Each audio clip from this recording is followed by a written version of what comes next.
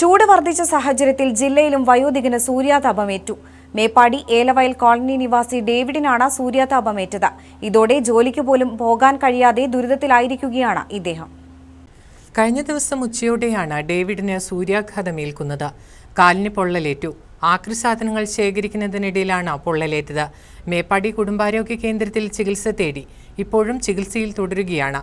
പൂർണ്ണമായി സുഖപ്പെടാൻ ഇനിയും ദിവസങ്ങളെടുക്കും. ഏറെ ബുദ്ധിമുട്ടിൽ കഴിയുന്ന ഡേവിഡിന് ഇപ്പോൾ ജോലിക്ക് പോലും പോകാൻ കഴിയാത്ത അവസ്ഥയാണ്.